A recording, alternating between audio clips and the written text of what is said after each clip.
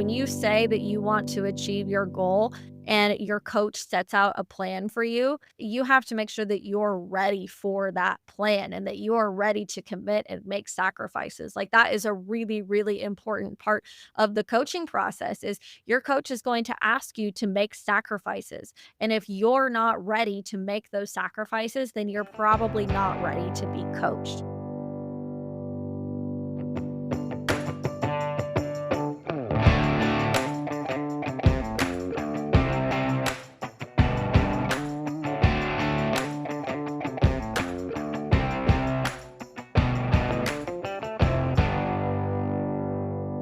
Welcome to Elevate Your Ride, the podcast dedicated to elevating your performance in the saddle. I'm Ellie, your personal trainer.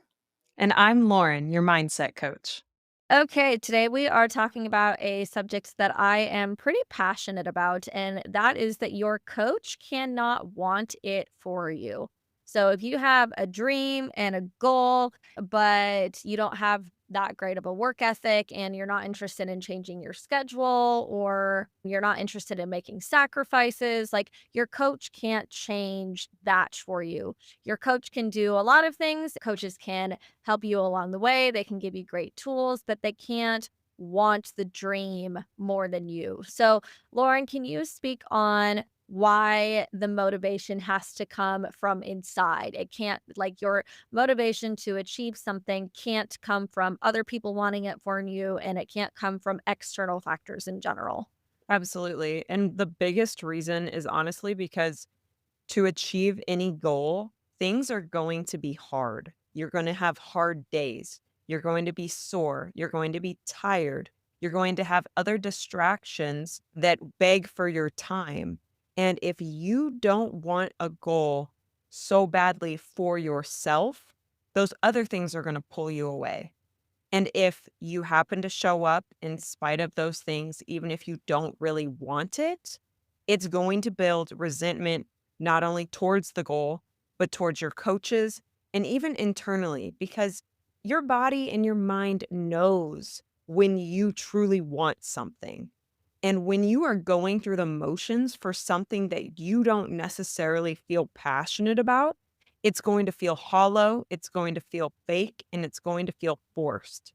So, in order to truly go after a goal, you have to be all in. And that has to come from you internally wanting something that no matter how sore you are, well, except for if you're too sore from an injury, maybe check that. But if you need to push through soreness at the gym, if you need to show up when it's 19 degrees outside, if you need to show up when it's 109 degrees outside, if you need to show up when everybody's going to the football game, but you have to get that one extra ride in order to be prepared for the world show, you have to want it and you have to be happy to show up and grind through all of that because you see the ultimate vision. And also, by being passionate and having it come from within you, you're going to care about those little details that are going to set you apart from the rest of the pack. Yeah, I totally agree. There's nothing that's more frustrating from a coach's perspective than working with a client who says that they want to do all these things to achieve this goal, right? Like, let's just give an example. Let's say that a client comes to me and says, I want to be stronger in the saddle. And I say, great, what's your schedule like? And they say, I can work out 3 days a week for an hour. And I'm like, okay, awesome. Let's put together an awesome program that's going to help you get towards that goal. We're going to work on strength training. We're going to work on your mobility. We're going to work on your balance. You're going to do these workouts. I'm going to check in with you. And then I'm going to see you next week and let's just see how it went. And then I see them the next week and I'm like, how are the workouts? And they're like, oh, like it was great, but I had this going on over the weekend and I could only get it in one time. And I say, okay, that's great. It's the first week. Let's check in next week and see how it goes. So then I check in with them next week and I'm like, okay, how'd the workouts go? And they're like, oh, like it was just a crazy week. And I only got one workout in again, but I'm gonna try again next week. And I say, okay, like we had this great momentum, but that's okay. We can get it back. And then the next week, again, how were the workouts? Did you get them all in? something happened again, my kid got sick and I didn't get any in at all.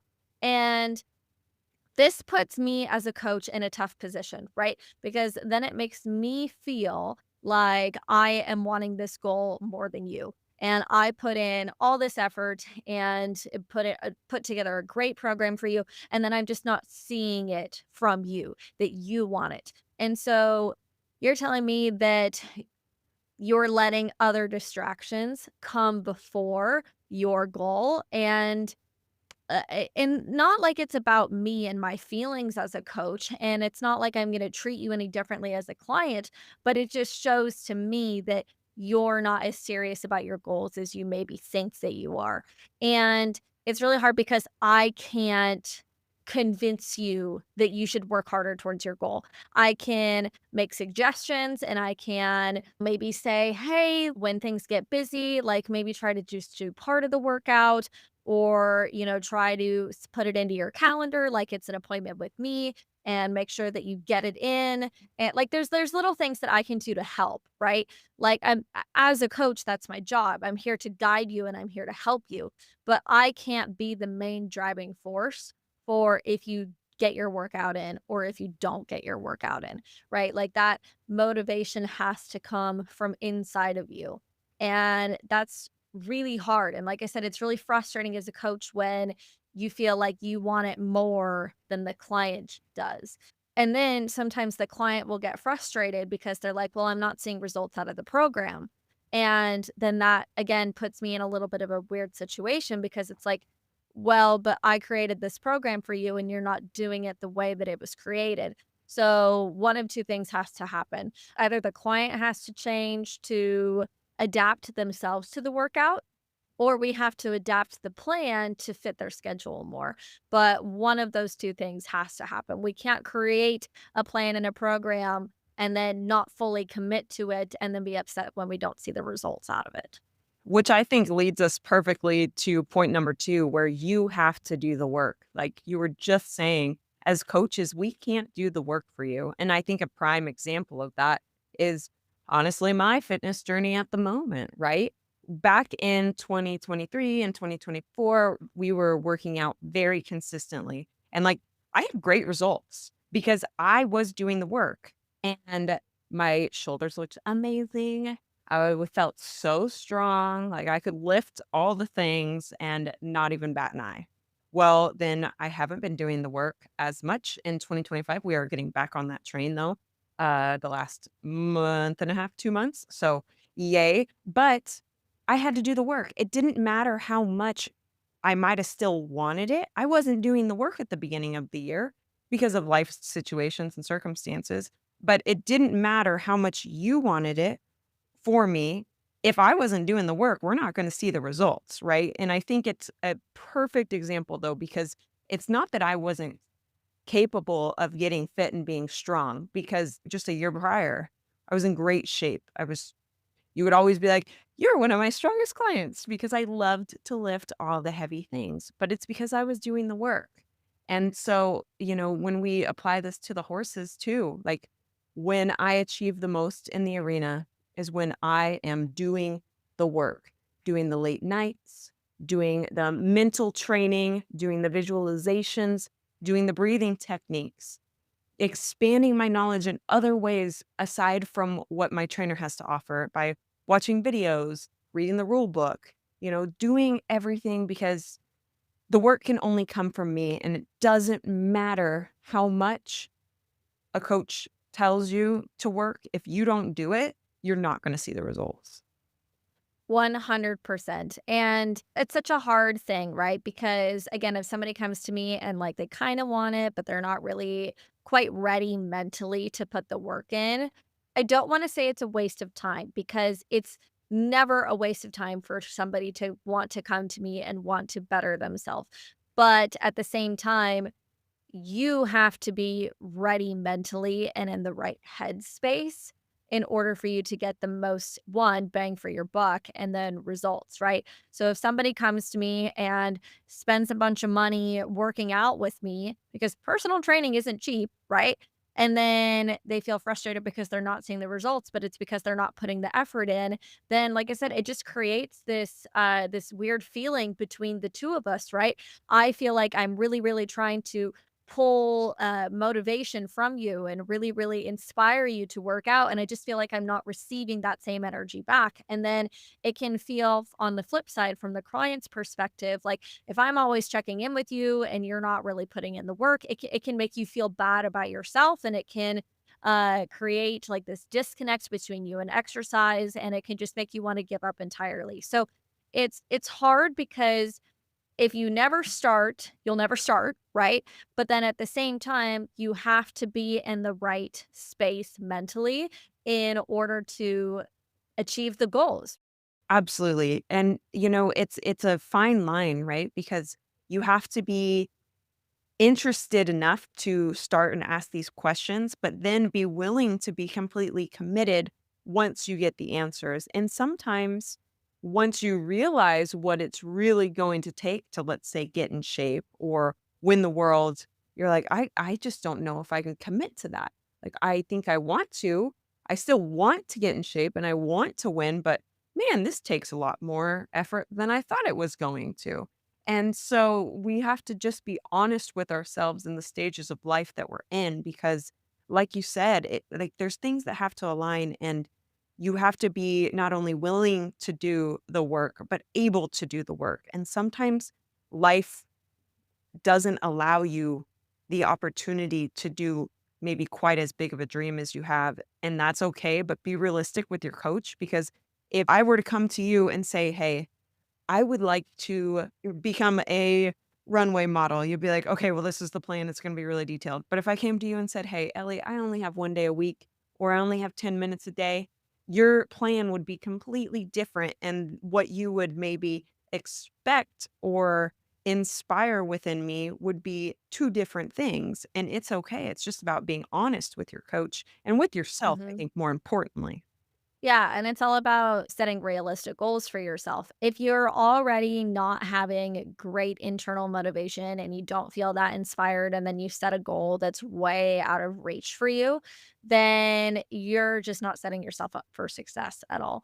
Like right now, I've got pretty good motivation to get out to the barn and ride and work out. I'm on a good rhythm, but it would still be unrealistic for me to go to my trainer and say, I wanna be a world champion in a year, right? Like, for many different reasons, that would be an unrealistic goal for me. One, I don't have a horse that I own or that I'm leasing and consistently showing at the moment.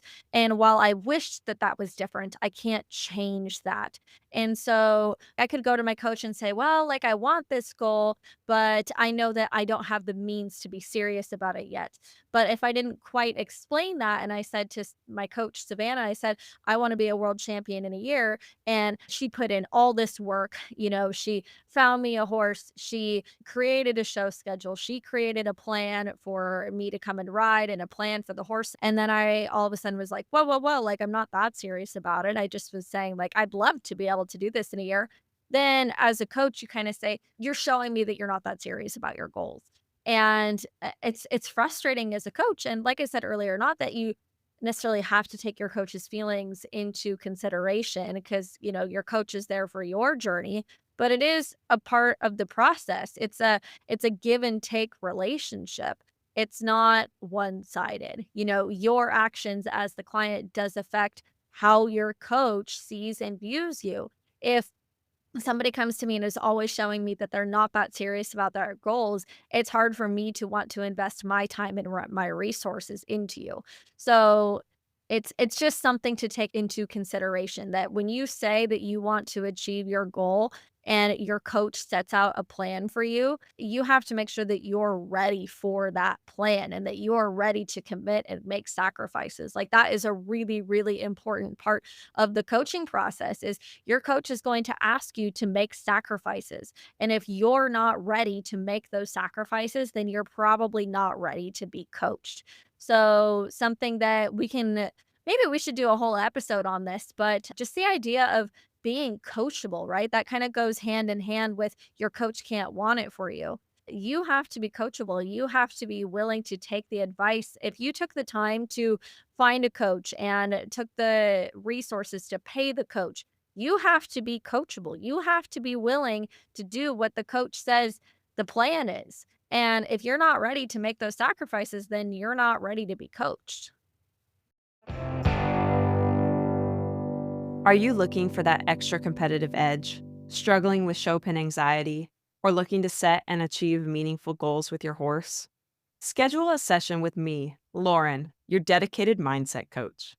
As an experienced competitor, I understand the mental demands required to excel at the highest level, and am here to support you in building a plan to help you stay accountable and reaching those goals. For more information, check out laurencervelli.com or click on the website link in our show notes. Let's work together to elevate your ride.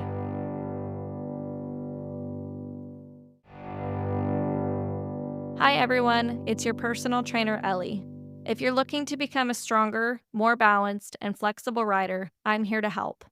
I offer virtual personal training sessions and customized workout plans that you can complete on your own. As a fellow competitor, I understand the physical demands riding requires, and my goal is to help you perform your best for your horse, whether you're preparing for a show or just want to improve your everyday rides. Visit lopendowntherailfitness.com or click on my website tab in the notes of this podcast episode to learn more.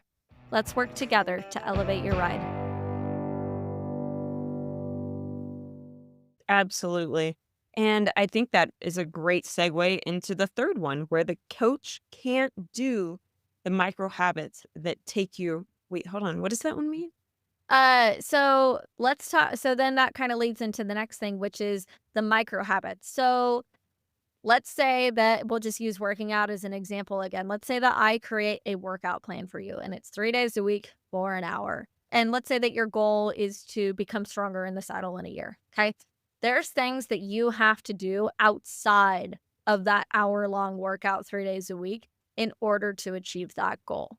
You can't just sit on the couch the other 23 hours a day and expect to see your results. You have to prioritize your nutrition. So you have to make sure that you are eating the appropriate amounts of protein and carbs and fats pretty much every day. It can't just be on the days that you work out. It can't be inconsistent. You have to consistently decide that you're going to prioritize your nutrition. You have to decide that you're going to prioritize your sleep. You need 8 to 10 hours of sleep every night, not 5 or 6. You need to make sure that you are focusing on your fitness throughout your day. Like I said, you can't just sit on the couch all day and then go work out and expect to be this great athlete. You have to make sure that you're also getting your steps in, that you're being mindful of the positions that you're putting your body in throughout the day. So the episode that I just did an episode on this, it's the part 5 of becoming a supple leopard. And that episode talks about spinal mechanics and posture throughout your day and how to hold your body in a posture that is conducive to athletics. And being mindful of the positions that you're putting your body in every day has such a huge impact on your overall fitness. It's not even funny. So if somebody comes to me and says, "I want to work on my posture," I say, "Great. We're going to work on your shoulder mobility and your chest flexibility and your upper back strength in your workouts. But outside of that, I need you to make sure that you're working on your posture throughout the day because if I just address the posture in the workouts, that's the symptom, not the cause. And if we truly want to fix something, we have to fix the cause. So if the cause of your poor posture is you sitting at your desk slumped with your shoulders forward, your head forward, and your hands forward at your computer, I can't fix that in a workout.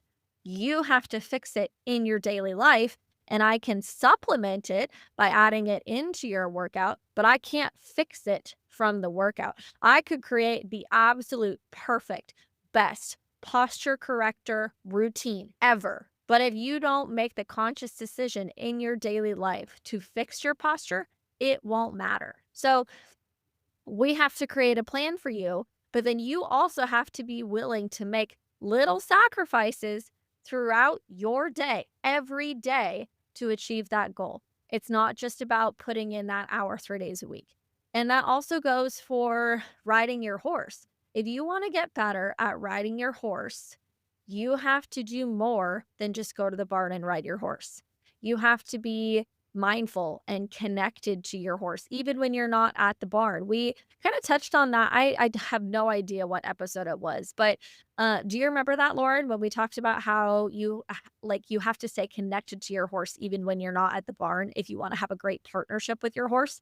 Like, if your horse has, like, you have to know your horse's schedule. Is your horse getting lunged on Monday and then farrier work on Tuesday? And then is the trainer riding it on Wednesday? And then are you going out to the barn on Thursday? Like, the fact that you know what your horse did on Monday, Tuesday, and Wednesday sets you up for success for your ride on Thursday. Was there a bunch of construction going on at the barn in the morning? And then you get there and your horse is all frazzled. Do you know why your horse was all frazzled? Did you know that there was construction going on nearby? Like, that's just an example, right? And then you prioritizing all the things that I just talked about, your nutrition, your sleep, your working out, like that has an impact on when you go to ride. Like, do you have a really stable, great job that affords the hobby? Like, there's so many external factors that go into just riding, right? Like, you being a great rider and a great partner for your horse is not just the time that you spend at the barn. If you're so stressed about money that you can't enjoy and be present in the barn, then that's not you setting up for success.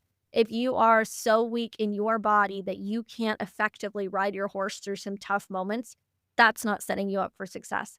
If I'm going to hardball myself for a second, if you're so fearful about getting bucked off that you can't ride through hard moments, then that's not setting you up for success, right? Like, there's so many little things that go on outside the barn that you can work on to make yourself better for that end goal. Yeah, and I think it's those micro habits that set the great from the good, that set Yes. them apart. There's a saying that I love is, "How you do anything is how you do everything." And Yes. I think that that is so key here with this point because it's all the aspects of life, especially when it comes to horses. It's the picking out their feet. It's the noticing how many wrinkles are above their eye because they're nervous or they're relaxed, right? It's noticing when their ear flicks to the right and then you notice that there's something going on in the corner of the arena that maybe you weren't aware of. It's just picking up on all those little things that make you be able to be excellent. And in order to Yeah. be an excellent horseman, I think the very basic part is being aware of yourself, being aware of your surroundings, being aware of your horse, and taking that awareness and then channeling it into a way that you can be productive and successful in whatever it is that you decide to do in that moment. Yeah, and then are you educating yourself outside of the barn, outside of the lessons, right? Are you watching those AQHA, ride the pattern videos? Are you watching those AQHA, a judge's perspective videos? Are you looking up the old low rose show horses education videos on YouTube? Are you subscribing to Kyra Lay's education series that she has on her website? Are you videoing yourself ride and then watching those rides back and listening and seeing in real time the instructions that your coach was giving you. Like, are you doing more? Are you doing as much as you possibly can to work towards your goal? Yeah, exactly. And then, yeah, like Lauren was saying earlier, as the coach, I can't do any of that for you. I can't make the time in your schedule to do your workout. I can't force you to be mindful about your posture during your daily life. As the coach, yes, I'm supposed to support you. And yes, I'm supposed to make sure that you're doing what you need to be doing. But I can't check in with you every single day to make sure you got your workout in because then you're relying on me to do it for you. So I always have a little bit of a hard time if somebody comes to me and says, I need you to make sure that you did my workout every day. I need you to text me every day. And I just have a hard time with that mindset because that's them telling me that they need me and they can't stand up on their own. And I need somebody that comes to me and is able to stand up on their own, but I help them stand up on their own. I can help. I can give you support, but I can't hold your body weight up. Like, that's how you need to think of it, is your coach is there to support you and aid you and guide you and give you direction, but your coach can't do it for you. So not only can I not do the workout and lift the weights and put the reps in and be mindful about what's going on in your body, I also can't do all those little micro habits for you. I can't force you to drink more water. I can't force you to eat right. I can't force you to get your adequate sleep. I can't force you to do all of those things. And that's a really, really hard thing as a coach is I can want it for you, but I can't do it for you. And you can't expect me to hold yourself 100% accountable for it. Now, that being said, there's a fine line, right?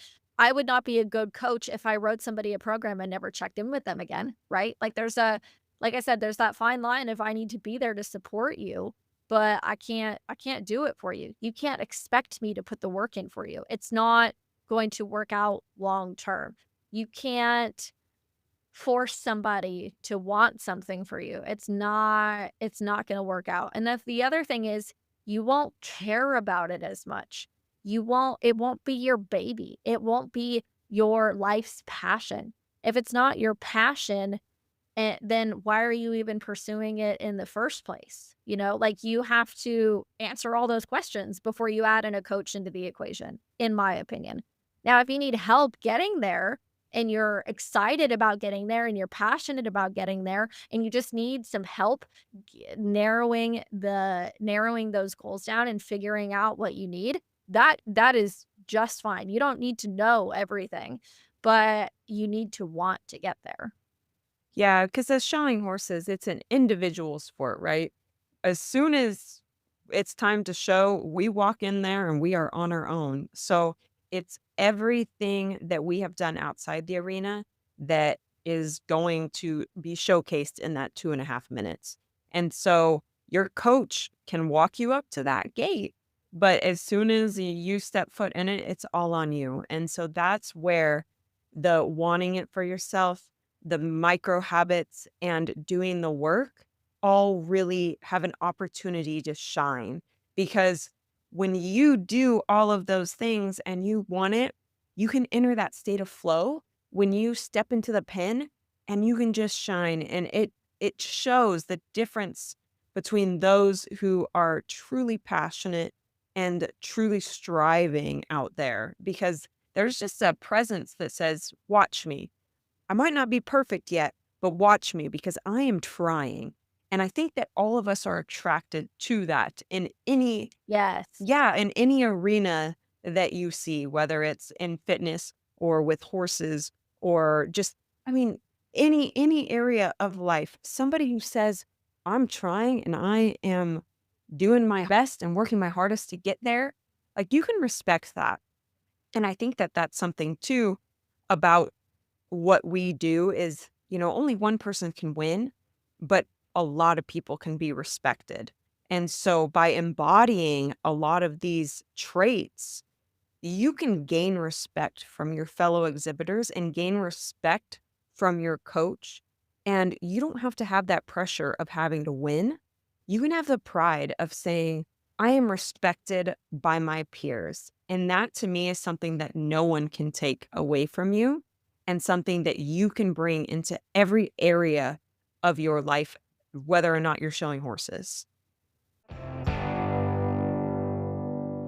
Hey everyone, thanks so much for tuning in to Elevate Your Ride. We're so excited to continue helping you elevate your performance in the saddle. To keep bringing you quality content and information, we're asking you to help us. Tell your friends about us on our podcast, like and share a meaningful quote you saw on our social media, write us a review on Spotify or Facebook. You can also join our Facebook group and ask all your health and fitness questions, or maybe post a success story to motivate another amateur. Your engagement really helps us support and encourage the equestrian community. We're also inviting sponsors and supporters to help us build our show. As a sponsor, starting at just $150, you'll receive marketing on our podcast, website, and growing social media platforms for your business. It's the perfect way to connect with the equestrian community and showcase your brand to our dedicated listeners. And for our supporters, your $50 contribution gets you a shout out on our social media and website.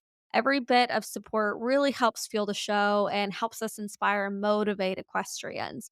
So, if you're interested in learning more about that, you can scroll down to the show notes of this episode and look for the become a supporter or become a sponsor links and click on those to get some more information.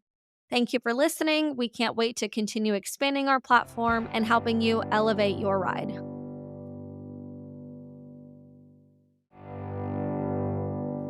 Hey, Elevate Your Ride fans. I wanted to take a moment to thank our very first gold sponsor, Hobby Horse Clothing Company. If you're looking for a cost effective way to elevate your look at the horse show, check out what Hobby Horse has to offer.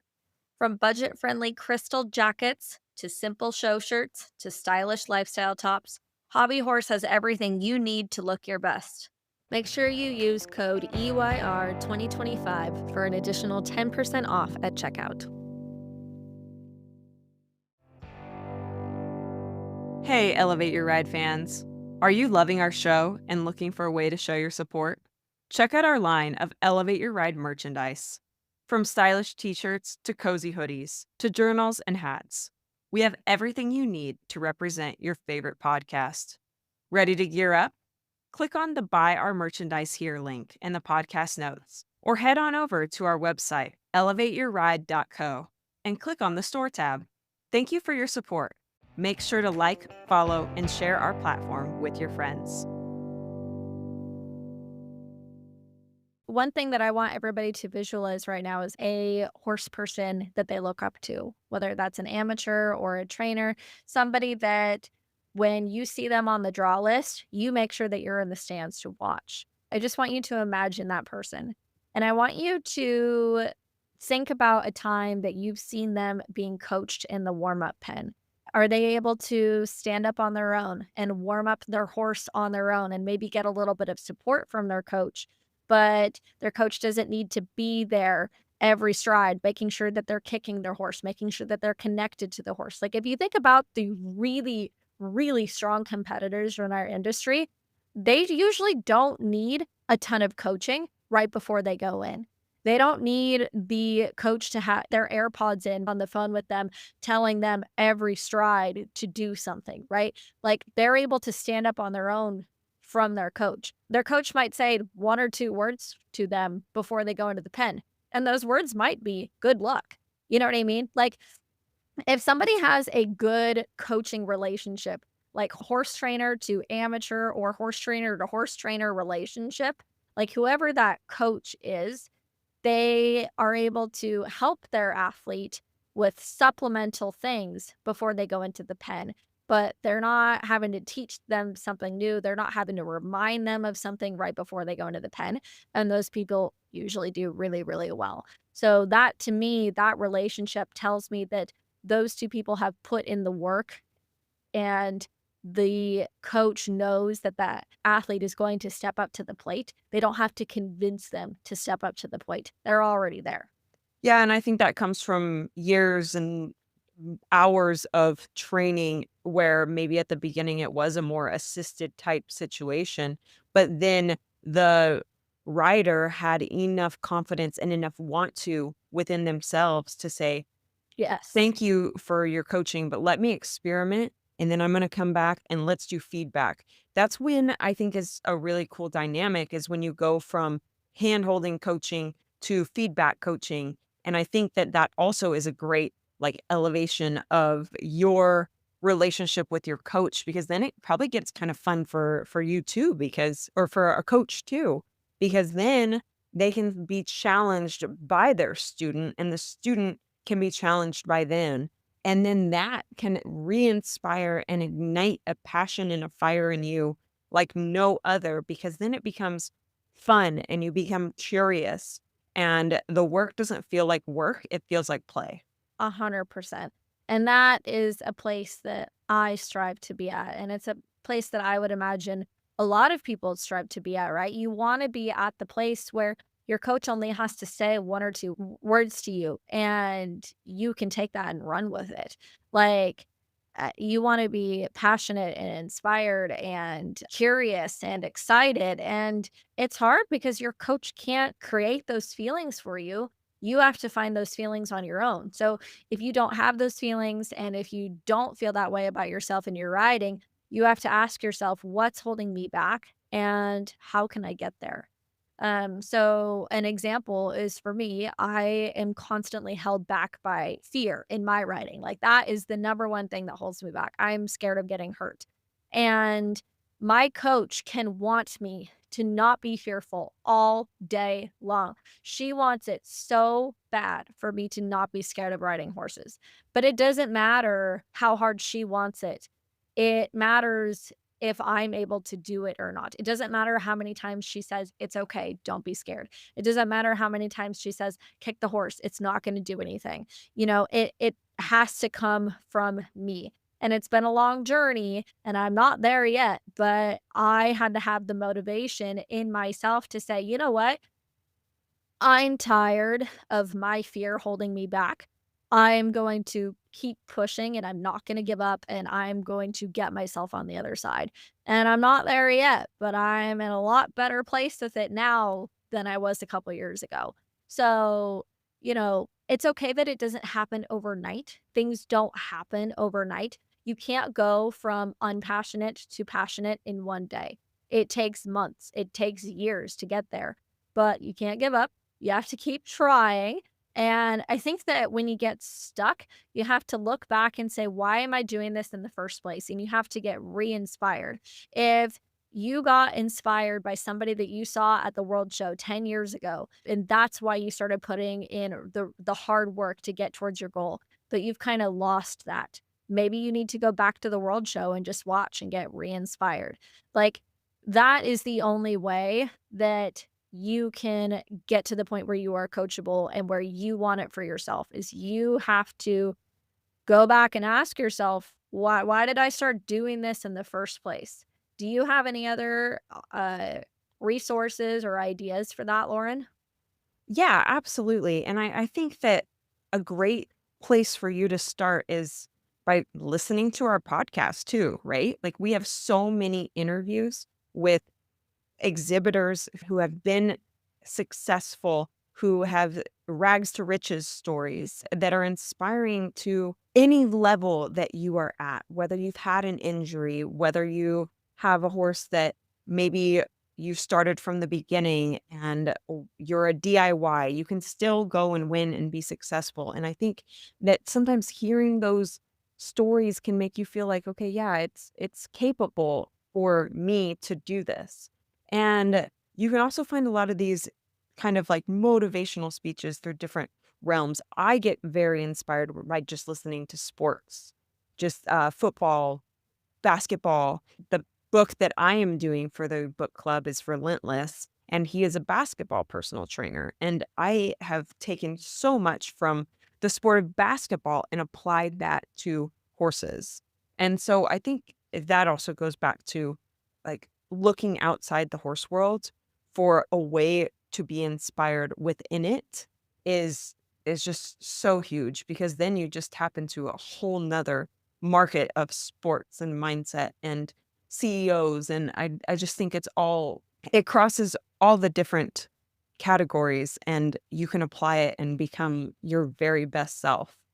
Yeah, I really like your idea of, kind of crossing over into other sports. I actually really like that. And I think that's a great way to get re inspired, is go watch a basketball game, your kid's basketball game, or go watch your husband play golf and see if there's ways that you can relate it back to riding. I think that the horse industry has done that for a long time. We've always said that the horse industry is, 10 to 15 years behind all the other industries. And sometimes when I feel like I need some motivation for like something new in business or something like that, I go and look at other industries and I take and pull things and figure out how can I apply them into my industry. And you can do that in sport. You can do that as a competitor. If Yeah. you're feeling unmotivated, go and watch somebody who's really, really good at what they do. I don't care what it is. I don't care if it's basketball, paintball, golf, it doesn't matter. Go and if you're feeling uninspired, go watch somebody who's really, really good at what they do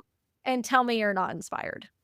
Yeah, absolutely. I used to love listening to a podcast called Rich Roll, and he would interview elite athletes, and one of the ones that I was just always so intrigued by was ultra marathon runners. Would I ever want to be one? No. But did I think that they were just fascinating to learn about their training, their mindset?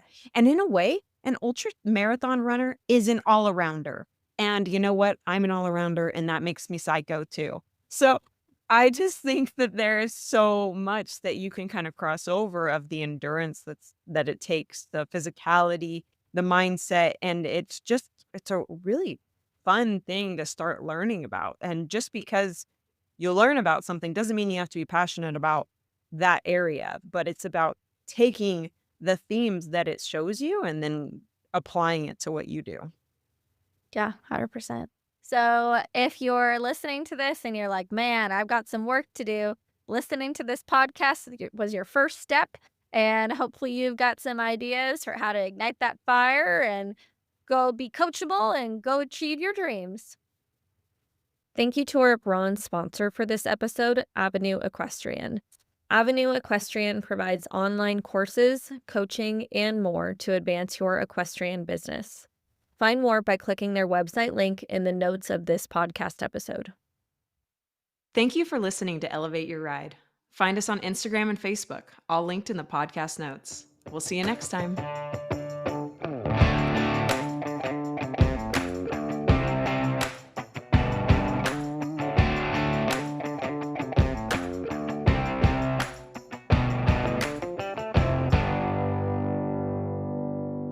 The information provided by Elevate Your Ride is for educational and informational purposes only and is not intended as medical or professional advice. While we discuss health and fitness topics related to equestrians, the content provided through this podcast is not a substitute for professional advice. The views expressed by the host and guests on Elevate Your Ride are their own and should not be taken as professional guidance. We strive to provide accurate and up to date information, but we cannot guarantee that the information will be applicable to every individual listener or that it reflects the most current research or guidelines. Before making any changes to your health and fitness routine, we strongly recommend consulting with a qualified professional who can provide personalized advice based on your individual needs and circumstances. Elevate Your Ride and its creators will not be liable for any direct, indirect, consequential, special, exemplary, or other damages arising from the use of information on this podcast. Thank you for listening to Elevate Your Ride. We are committed to providing high quality content and appreciate your trust in us as a source of information for your health and fitness journey.